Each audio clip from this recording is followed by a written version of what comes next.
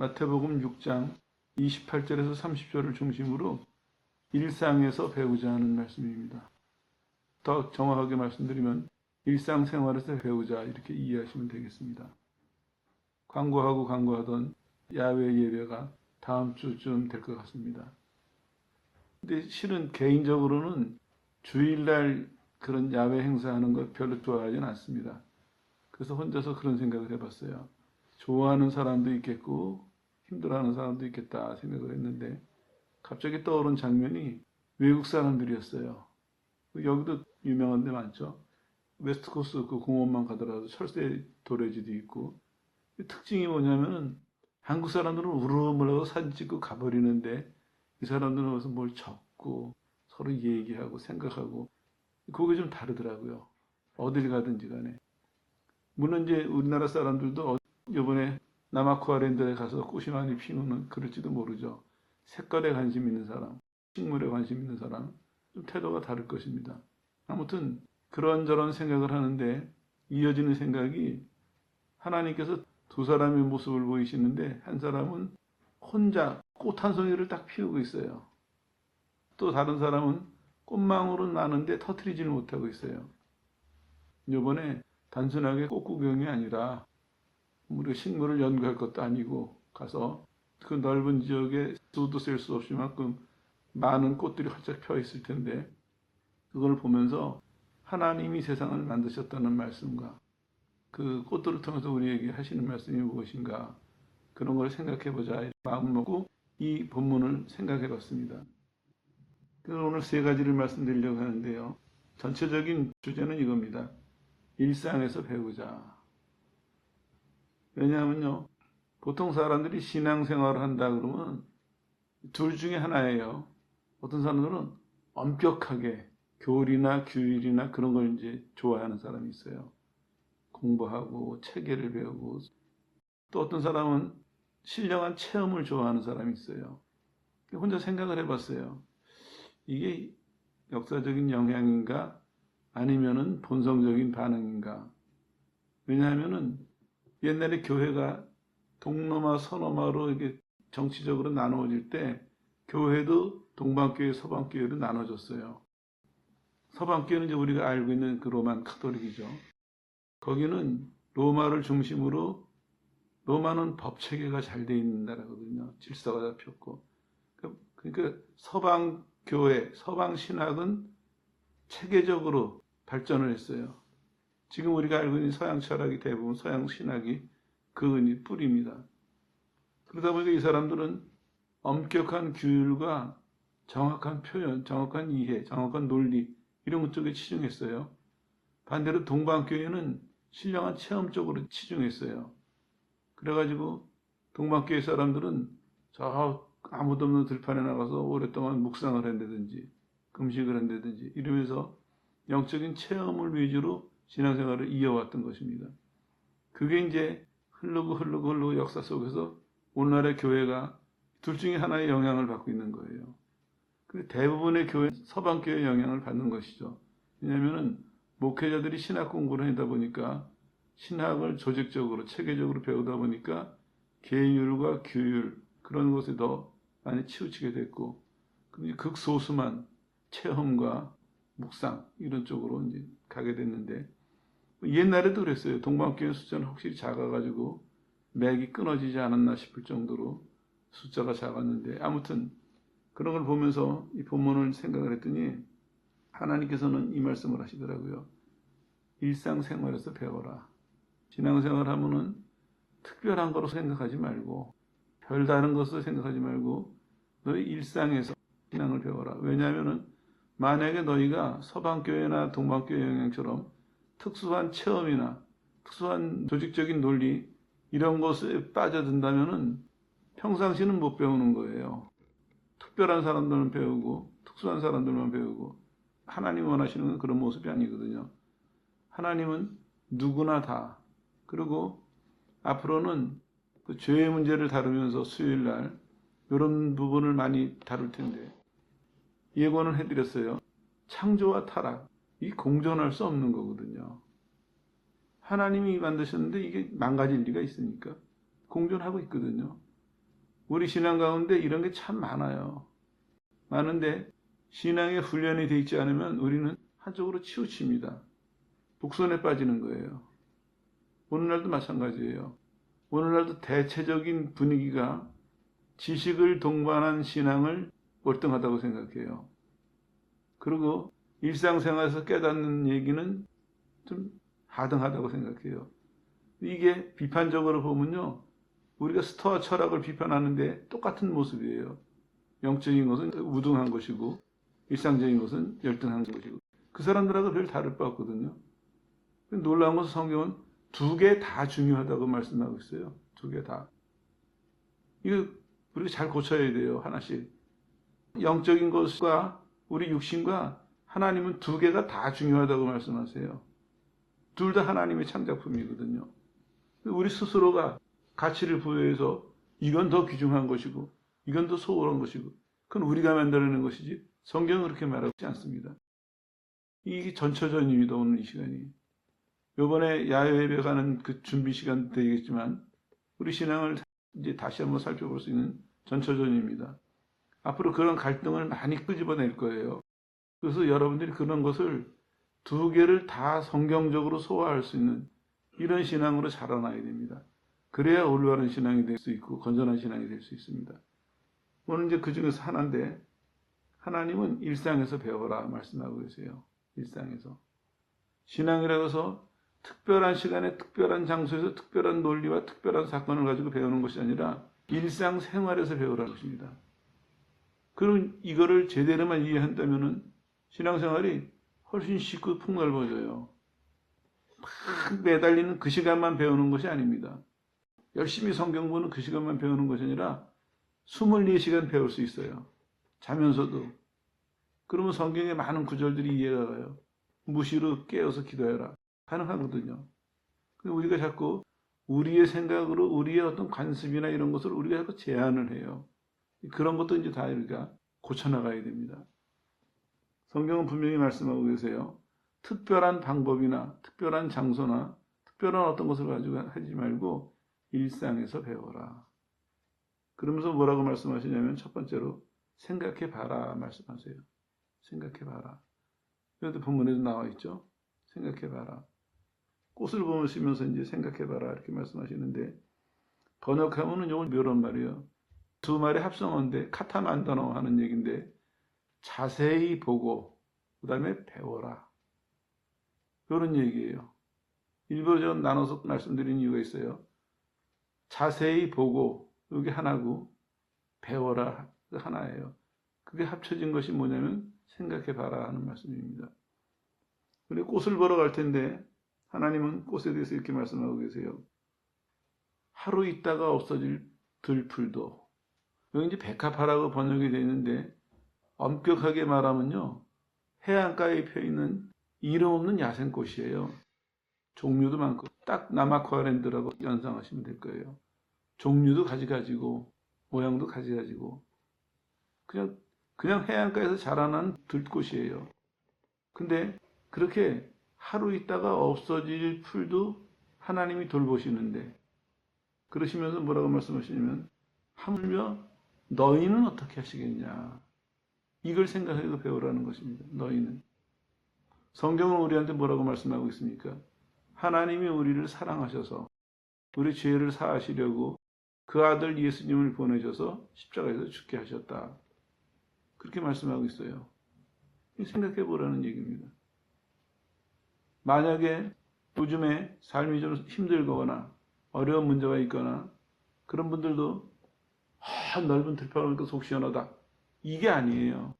그 이름도 없고 우리 이름도 잘 몰라요. 이름도 모르고 오래 가지도 않는 그 들꽃을 보면서 그 들꽃을 살피시는 하나님을 생각해 보고 우리가 생각하기에는 가치가 없는 이 들꽃 이것도 세밀하게 살피시는데 아들을 주시면서까지 우리를 사신 아들을 주시면서까지 우리를 구원하신 하나님이 우리를 어떻게 돌보실까?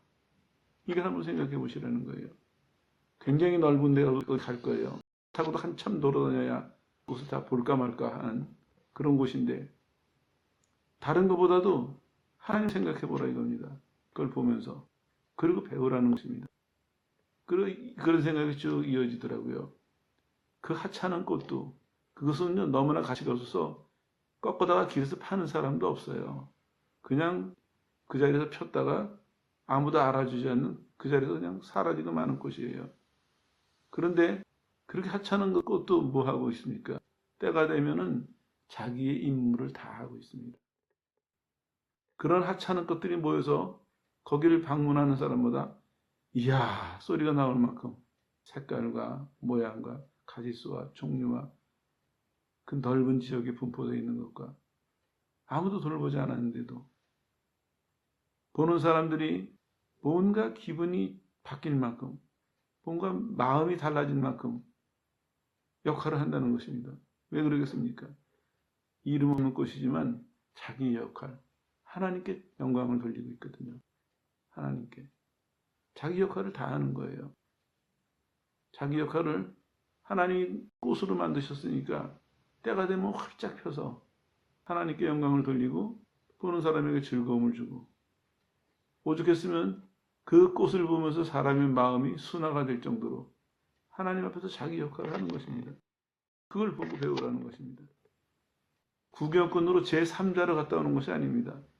그 꽃더미 속에 묻혀서 우리가 배워야 될 것이 꽃도 이르는데 사람도 각자가 하나님이 맡겨주신 임무를 감당해야 되겠구나. 각자가 하나님이 부르신 대로 하나님이 택하신 대로 하나님께 영광을 돌리면서 살아야 되겠구나.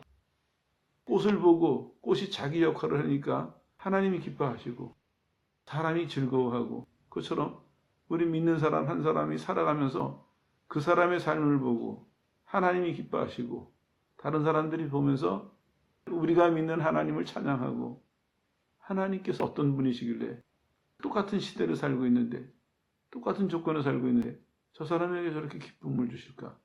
하나님이 어떤 분이시길래 저 사람들에게 저렇게 평안을 주실까? 역할을 하라는 것입니다. 그 역할을 하려면 어떻게 되겠습니까? 자세히 보고 배우라는 것입니다. 꽃들을 보면서 배우세요. 꽃들은 자기 역할을 하고 있구나. 나도 한 사람의 믿는 사람으로서 한 사람의 하나님의 자녀로서 나도 내 역할을 해서 때가 되면 꽃이 피듯이 나도 내가 해야 될 일, 내가 해야 될 때에 하나님 말씀대로 그대로 해내서 하나님께도 영광을 돌리고 사람들에게도 기쁨을 줄 수 있는 그런 사람으로 살아가야 되겠다. 이걸 보고 배우는 그런 시간이 되시길 바랍니다. 그러면 가치가 있는 것입니다. 근데 제3자로서 우리가 그냥 가서 꽃들이 그랬구나. 그러고 오면은 아무것도 얻는 게 없습니다. 그 주님이 첫 번째 말씀하시는 것이 자세히 보고 그리고 배워라. 저는 한 가지만 소개해 드렸는데 여러분들도 가서 자세히 봐보세요. 그 여러분 나름대로 여러분의 은사와 취향에 맞게끔 여러분 나름대로 자세히 뭐가 보일 것이고 하나님의 뜻을 배울 수가 있을 것입니다. 그것이 여러분의 신앙과 인생에 하나님의 임무자 축복일 것입니다. 두 번째로는 하나님 뭐라고 말씀하시냐면 비교해봐라 이렇게 말씀하고 계세요. 그러면서 이제 뭐랑 비교를 하시냐면 솔로몬의 옷하고 비교를 하세요. 솔로몬의 옷. 솔로몬이 잘 치장을 했다고 상상을 해보세요. 어떻겠습니까? 어마어마했을 거예요. 나라 대통령들 보면은 굉장히 꾸며요. 아주 작은 거 하나까지. 왜 그러냐면 그게 권위가 있어 보이거든요. 대통령이 초라하게 입고 나와보세요. 권위가 없잖아요. 그러니까 자기를 위해서도 그렇지만 온 나라를 위해서 대통령한테 최고의 것을 주는 거예요. 가난한 나라 대통령도 최고의 좋은 것으로 꾸미고 다니거든요. 근데 솔로몬은 가난한 나라 왕이 아니었습니다. 다윗한테 물려받은 굉장히 큰 나라 왕이었어요. 솔로몬의 시대를 성경은 이렇게 표현하고 있어요. 은이 돌멩이처럼 길거리 굴러다녔다. 이런 표현이 있어요. 은을 차고 다녔어요, 사람들이. 그만큼 부유한 시대예요. 그렇게 부유한 그 강대국의 왕이 자기를 뽐내려고 꾸몄으니 그게 어떻게 상상이나 가시겠습니까? 그렇게 한껏 꾸민 솔로몬하고 지금 뭐랑 비교하고 계시냐면 예수님은 들꽃하고 비교하고 계시는 거예요. 이걸 왜 비교하셨을까요? 들꽃이 낫다는 얘기 하시려고 그랬어요. 들꽃이 낫다. 놀랍지 않습니까? 솔로몬은 큰 나라 왕으로서, 부유한 나라 왕으로서 또 덧붙인다면은 그 지혜로운 사람이 자기가 할 수 있는 최선을 다해서 자기를 꾸몄어요. 근데 하나님 뭐라고 지금 평가를 하십니까? 그 솔로몬이 잘 차려입은 것보다 하나님의 솜씨로 만들어진 이 야생 들꽃이 더 이쁘다, 더 화려하고 더 낫다, 이렇게 평가하고 계시거든요. 비교해보라고 말씀하시는 겁니다. 비교해봐라. 우리가 두 번째 배워야 될 것이 바로 이겁니다. 꽃을 보면서 첫 번째로 인물을 배웠다면 두 번째로는 가치를 배워야 됩니다. 왜 예수님이 꽃이 더 낫다 그러셨을까요? 이건 인간의 꿈인 거거든요. 솔로몬은 아무리 좋은 것, 아무리 귀하고 비싼 것을 꾸몄어도 겉을 꾸몄습니다. 근데 하나님의 솜씨로 지어진 야생꽃은 속까지 하나님 만드셨거든요. 그러니까 하나님 평가에는 그 꽃이 더 낫다 하시는 거예요. 꽃이. 그냥 무턱대고 하나님이 그러시다니까 그렇겠지 뭐 할 것이 아니에요. 생각해 봐야 됩니다. 솔로몬은 최대한 할 수 있는 것이 겉을 꾸미는 거였습니다. 속은 몰라요. 근데 야생 들꽃은 보잘것없어 보이는데 속에까지 전체가 하나님 솜씨예요. 그래서 그게 가치가 있다는 것입니다. 우리 신앙인이 이렇게 돼야 됩니다. 신앙이 전체가 하나님 솜씨로 바뀌어야 됩니다. 예수님은 우리를 구원하신 다음에 새 사람으로 만드셨다고 얘기하고 있습니다. 오죽하면 신학자들은 이 말을 재창조하셨다 이렇게 표현하고 있어요. 처음에 아담을 창조하셨다가 아담의 죄로 타락하니까 이제 예수님 안에서 신자들, 예수님 안에서 하나님의 자녀된 사람들을 새로운 인간으로 창조하셨다는 거예요. 인종의 실은 하나 더 있어요. 아담과 하와가 아니라 이제는 신종이 나왔다고요. 그리스도인이라는. 예수 믿는 사람이라는 신종이 나왔거든요. 근데 이 차이가 뭐냐? 옛날 사람들은 겉이에요. 근데 예수님 안에서 새롭게 된 사람은 속까지 하나님의 것으로 변했습니다. 그래서 바울은 이 과정을 이렇게 설명하고 있어요. 내가 예수를 믿고 나니까 하나님이 나를 바꿔 가시는데 바꿔 가시는 모양이 어떠냐면 겉사람은 후패하나 썩어서 가치가 없어지는데 속사람은 새로워지고 있습니다. 고린도후서 4장에 있는 말씀이죠. 바울이 이 과정을 이렇게 설명하고 있어요. 하나님께 바꿔 나가세요. 겉사람이 아닙니다. 우리가 할 수 있는 최선은 겉을 꾸미는 거거든요. 깨끗해 보이고 단정해 보이고. 근데 하나님은 어떻게 바꿔놓으십니까? 성령으로 말미암아서 속사람까지 바꿔놓으세요. 그러니까 차이가 예수님 믿고 변하기 전에 우리는 겉을 꾸미고 살던 사람이에요. 겉만. 그래도 잘한다고 칭찬은 해요, 세상에서는. 근데 예수님을 믿고 변화되는 우리는 어떤 사람입니까? 하나님이 속까지 새로 꾸미세요. 투명해요, 이 사람은. 앞과 뒤가 다르지 않습니다. 처음과 나중이 똑같습니다. 달라지고 있습니다. 하나님이 그렇게 표현하고 있어요. 회전하는 그림자도 없으신 분이다. 그런 하나님의 성품을 닮아가고 그런 하나님의 삶을 닮아가는 거예요. 가치가 있는 것이죠. 사람들은 무엇으로 가치를 매길지 모르겠지만 하나님께서 보시는 것은 그겁니다. 솔로몬은 아무리 최고의 것을 가지고 화려하게 꾸몄어도 그건 겉밖에 꾸밀 수가 없다. 그러나 하나님의 솜씨는 속까지 전체를 하나님의 것으로 하나님의 솜씨로 꾸밀 수가 있다. 그래서 이게 더 가치가 있다. 그렇게 말씀하시는 거거든요. 예, 우리도 마찬가지예요. 하나님의 은혜 안에서 우리가 변하는 것, 이거를 하고 계시는데 누가 잘 따라갈 수 있느냐? 이 삶의 가치를 아는 사람. 예수 믿고 나서 새로운 가치를 볼 수 있는 사람. 아, 내가 예전에는 보이는 것으로 좋고 나쁨을 가렸는데 그게 아니구나. 안 보이는 내 속까지 포함해야 되는구나. 이 생각이 달라집니다. 가치관이 달라져요. 그럼 이 사람은 시간이 갈수록 뭐가 중요합니까? 겉과 속이 똑같이 하나님 보시기에 합당한 것, 이게 가치가 있는 것이다. 가치관이 달라지면 태도가 달라지거든요. 추구하는 게 달라집니다. 그 전에는 속에 대한 가치를 못 이해하니까 겉만 꾸미는 데 만족했어요. 우리가 보여지는 것, 또 이 땅에서 살아가면서 필요한 것들, 그걸 만족했는데 이제는 그것으로 만족하는 것이 아니라 안 보이는 것까지 속과 겉이 다 하나님이 원하시는 쪽으로 닮아가는 것, 변화가는 것, 여기에 진정한 가치를 두게 된 것이죠. 그래서 말씀하고 계십니다. 우리에게 너가 비교해보고 너도 동의한다면 쪽을 추구해라. 너가 동의한다면 겉사람이 후패되고 속사람이 새롭게 되는 이 과정을 기쁘게 받아들여라. 그리고 만족해라. 이렇게 말씀하고 있는 것입니다. 한두 마디만 덧붙이면요. 예수 믿는 사람들 가운데서 이런 질문을 참 많이 받아요. 목사님, 나는 예수 믿는데 우리 형제 중에서 제일 우리 집이 가난하고 나는 예수 믿는데 나는 뭐 내세울 것도 없고 그런 걸 아주 어떤 사람은 부끄럽게 생각하는 사람도 있고 아주 원통해 하는 사람들도 있어요. 이해는 해요. 근데 참 안 됐다 싶어요. 왜냐하면 그 사람은 하나님 주신 가치를 모르는 사람이에요.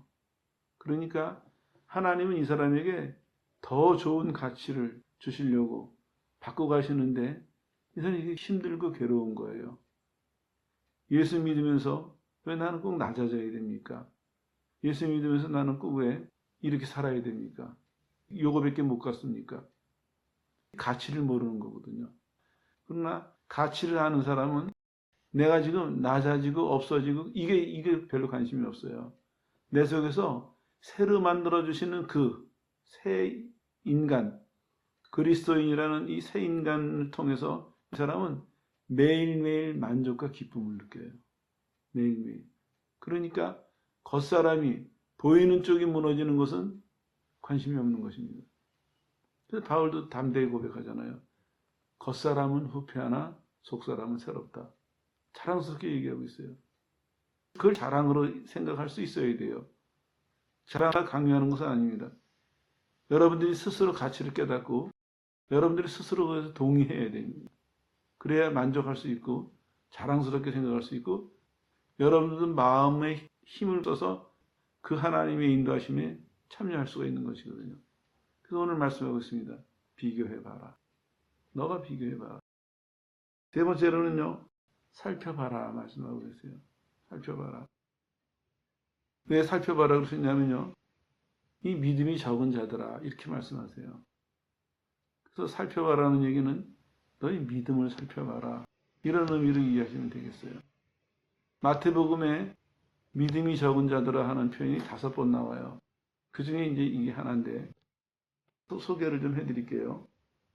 8장에 보면은 풍랑이 일어났을 때 제자들이 빠져 죽는 줄 알고 아주 소동을 벌였거든요. 그럴 때 예수님께서 건져주시면서 뭐라 그러세요? 이 믿음이 적은 자들아 이렇게 말씀하셨어요. 또 바다 위를 걸어오겠다 그래가지고 걸어가던 베드로가 빠졌어요. 그때도 똑같은 말씀을 하셨어요. 16장에 보면은 오병이어의 떡을 먹은 다음에 떡 걱정을 하는 제자들 보고 또 믿음이 적은 자들아 말씀하셨어요. 17장에 보면은 비슷한 얘기가 나와요. 변화산 사건 이후에 내려오셔가지고 귀신 들린 아이를 못 고치는 제자들을 보시면서 믿음이 적은 자들아 말씀하셨어요. 믿음이 적은 자들아 하는 얘기를 번역을 해보면 이런 얘기예요. 이 적다 그러는 얘기가요. 양이나 기간이나 거리 등이 작거나 짧다 하는 의미예요. 길이로 따진다면은 이만해야 되는데 짧다는 얘기예요. 크기로 따진다면 이만해야 되는데 요만큼 작다는 거예요. 무슨 의미냐면요. 지금 사건을 소개해 드렸는데 그 사건의 앞뒤를 가만히 생각을 해보세요. 하나님은 제자들이 믿음을 가질 수 있도록 충분히 예수님은 설교도 하시고 기적도 베푸셨어요. 그리고 제자들이 그 일을 겪은 거거든요. 순서적으로 본다면 예수님께서는 이 사람들이 무슨 일을 겪을 줄 아시니까 그걸 대비해서 믿음을 가질 수 있도록 믿음을 유지할 수 있도록 아니면 새롭게 벌어지는 일들에 대해서 믿음으로 대처할 수 있도록 충분히 교육도 시키시고 경험도 시키신 거예요. 그땐 다들 이 사람들이 좋아하고 놀랐어요. 근데 막상 일이 생기니까, 사건이 발생하니까 믿음이 부족한 것을 드러내는 거예요. 믿음이 적은 것, 믿음이 짧은 것. 없는 것은 아니에요. 근데 부족해요. 예수님이 원하시는 그만한 믿음이 못 되는 거예요. 그 차이가요. 만약에 제자들이 그만한 믿음이 됐다면은 미리 준비해 주신 믿음을 가지고 그 사건을 잘 통과해서 하나님께 영광을 돌리고 칭찬을 들었을 텐데 번번이 흔들리는 거예요. 번번이 통과하지를 못해요. 예수님이 아주 걱정스러운 태도로 믿음이 적은 자들아, 이게 한탄하시는 말씀이거든요. 너희들의 믿음이 언제나 제대로 될 거냐 한탄하시는 거예요. 살펴보라는 얘기입니다. 너희 믿음을 살펴봐라. 너희가 그 전까지 살면서 나한테 들은 거, 본 거, 경험한 거, 그것이 너희들이 어떤 일을 겪을 때 충분히 내가 너희들에게 공급하지 않았냐? 한번 살펴봐라는 얘기입니다. 나는 충분히 공급했는데 너는 어떻게 반응했냐? 너가 늘 나한테 부족하고 작고 짧은 모습을 보여준 것은 이유가 뭐라고 생각하냐? 너희 믿음을 살펴봐라. 이런 말씀이거든요. 믿음을 살펴봐라. 이 세 번째 우리가 배워야 될 모습입니다. 이번에 가가지고 우리가 관찰하거나 우리 판단자로 가는 것이 아닙니다. 그걸 보면서 배워야 됩니다. 세 번째 배워야 될 것이 그 꽃들을 보면서 나는 믿음 생활을 어떻게 하고 있는가. 꽃들이라고 사연이 없겠어요. 바닷가에서 피는 꽃들이 날씨도 문제가 될 수도 있고 별의별 사연이 많았겠죠. 그러나 그들은 꿋꿋이 견디고 제 때가 되니까 지금 피잖아요. 꽃을. 그냥 피는 것이 아니라 지금이 만개할 때래요. 온 천지가 꽃밭으로 변하잖아요. 누구 하나 게으름 피우지 않고 누구 하나 불성실하게 하지 않고 각자가 어느 지역에는 물이 좀 넉넉하고 어느 지역에는 물이 부족하고 별의별 이유들이 다 있었을 거예요. 별의별 사연들이. 근데 그런 걸 다 초월해서 때가 되니까 각자가 활짝 피잖아요. 다 폈는데 이렇게 뭉어리진 꽃은 이제 없을 거예요. 만개했대요, 지금이요. 지난주만 해도 꽃망울이 나왔습니다. 근데 아직 안 터진 게 있습니다. 그렇게 연락이 왔는데 이제는 만개했답니다. 꽃망울을 안 터뜨린 꽃이 없이 다 얼굴을 폈대요. 활짝 폈대요. 하잖아요. 우리 믿음을 우리 살펴볼 기회가 됐으면 좋겠어요. 그 하찮은 꽃도 아무도 알아주지 않는, 아무도 칭찬하지 않는 그렇게 생겼다가 없어지는 꽃들도 하나님 앞에서 자기에게 주신 그 역량을 최대한 발휘하는데 우리는 하나님이 믿음을 주셨고 그 믿음을 가지고 믿음대로 살려고 가르치기도 하시고 또 많은 경험도 하게 하시고 얼마나 역사를 하고 계십니까? 오죽하면 성경은 이렇게 말씀하고 있어요. 하나님은 졸지도 않고 주무시지도 않고 우리를 붙들고 계시고 가르치시고 인도하신다. 하나님께서 하시는 것만 본다면요. 믿음이 부족할 수가 없습니다. 믿음이 짧을 수가 없어요. 믿음이 적을 수가 없어요. 우리가 무슨 일을 겪든지 간에 하나님이 우리를 돌보시는데 더군다나 믿음으로 살려고 우리를 인도하고 계시는데 부족할 리가 있겠습니까? 이론적으로 볼 때요. 짧을 리가 없어요. 결국은 어디서 문제가 생기니까? 믿음에 대한 우리의 태도들의 문제가 있습니다. 하나님은 앞을 다 아시는 분이니까 제자들이 겪을 그런 일에 대해서 충분하게 믿음을 준비시키셨어요. 가르침과 기적을 통해서. 근데 자기의 믿음을 살피지 않으니까 사건이 벌어지니까 그냥 사건 앞에 굴복해버리고 마는 거예요. 이게 남의 얘기가 아니에요. 우리가 출애굽기를 통해 가지고 구원의 여정을 보고 있는데 똑같은 이치입니다. 그 사람들이 우리보다 은혜를 덜 받았겠습니까? 아니에요. 그 사람들이 능력을 덜 받겠습니까? 아니에요. 하나님의 은혜는 동일합니다. 우리가 생각하기 다른 것 같지만 하나님께서는 공정하게 주세요. 공평하게. 충분히 주셨는데 딱 이유는 하나예요. 이스라엘 자신이 자기 믿음을 살피고 살질 않았어요. 자기 믿음을. 그러니까 수많은 가르침이, 수많은 능력을 행하시는 기적들이 그들에게 큰 가치가 없었습니다. 자기 믿음을 살피지 않으니까. 그냥 구경하고 갔거나 아니면은 믿음을 살피지 않고 그냥 그 순간 만족하는 것으로 끝났어요. 하나님은 더 좋은 믿음을 위해서 계속 공급을 하시는데 그 이스라엘 사람들은 그걸 가지고 땅에서 배부르고 땅에서 편하고 땅에서 만족하는 것으로 다 바꿔서 쓰고 말았어요. 그러니까 사건이 발생하니까 다 거기서 쓰러져 버리고 마는 것이죠. 오늘날 교인들도 똑같습니다. 하나님은 충분히 공급하시는데 누가 더 잘나서가 아니에요. 누가 더 많이 받아서가 아닙니다. 단지 딱 하나의 이유예요. 자신의 믿음을 살피면서 사느냐 안 그러느냐. 이 이유는 이거 하나입니다. 우리는 타고난 거 핑계할 수가 없습니다. 이제 그 앞으로 쭉 나올 얘기예요. 조건이나 환경을 핑계해서는 안 돼요. 세상 사람들이 하는 방법이에요. 세상이 만들어낸 아주 그 교묘한 속임수입니다. 사탄의 계략이에요. 하나님이 만드셨다는 그 사실 하나 앞에 이 세상의 모든 변명은 없어져야 됩니다. 모든 변명은 중단되어야 됩니다.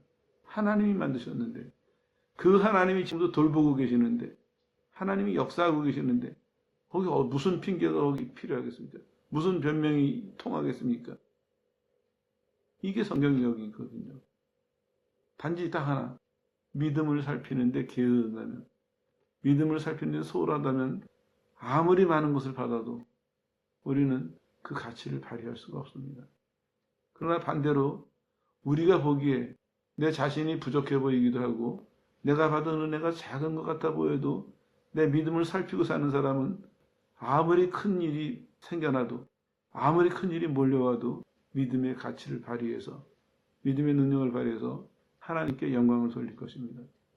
사도 바울처럼 담대하게 미련한 자를 들어서 지혜로운 자를 부끄럽게 하시고 약한 자를 들어서 강한 자를 부끄럽게 하셨다. 담대하게 외칠 것입니다. 당신들이 보기에는 내 가지고 있는 조건이나 환경이 별로 좋지 않아 보여도 하나님이 내게 주신 믿음으로 말미암아서 나는 세상의 어떤 지혜자보다 세상의 어떤 유능한 사람보다 세상을 이기면서 살았다. 담대하게 우리가 간증할 수도 있고 삶에서 보여줄 수가 있습니다. 정리하겠습니다. 하나님 말씀하고 계세요. 특별한 게 아니다. 일상에서 배우라. 특별한 것만 좋아하는 사람은 그 순간 배우고 끝날 거예요. 그러나 일상에서 배우는 사람은 24시간 배울 거예요. 하나님 말씀하고 계세요. 내가 너를 붙들고 가르치고 인도하고 있다. 빈틈이 없으십니다. 이거를 누가 누릴 수 있느냐? 일상생활에서 이 하나님의 손길을 믿고 이 하나님의 손길을 의지하고 이 하나님의 손길을 따라가는 사람, 일상생활에서 마음을 열고 배우는 사람, 그 사람은 시작은 남북이 초라해 보였고 조건은 남북이 적어 보이지만 이 사람이 거두는 결과는 아무도 상상할 수 없을 만큼 큰 결과를 거둘 것입니다. 이게 성경의 약속입니다. 여러분들도 이제 어깨 피십시오. 그리고 여러분들이 가지고 있는 조건이나 이런 걸 생각하시면 방법을 바꾸세요. 그래, 이제는 내가 일상생활에서도 배우자. 집중되는 기도하는 시간, 성경 보는 시간, 그때만 배우는 것이 아니라 하나님은 24시간 역사하고 계시니까 일상생활에서 하나님을 배워서 나를 붙드시고 가르치시고 인도하시는 이 하나님 선에서 내가 자라나자. 그래서 하나님 앞에 믿음이 온전한 사람으로 세워지자. 이렇게 마음 먹고 태도를 바꾸면 됩니다. 이번 우리 야외 예배가 여러분에게 이런 변화를 주는 좋은 기회가 되었으면 좋겠습니다. 일상생활에 관심을 가지십시오. 그래서 앞으로는 여러분들이 은혜 받는 것도 깨닫는 것도 하나님의 능력을 경험하는 것도 하나님의 뜻을 이루는 것도 더 풍성하고 더 충만한 성도가 되시기를 예수 이름으로 축원합니다.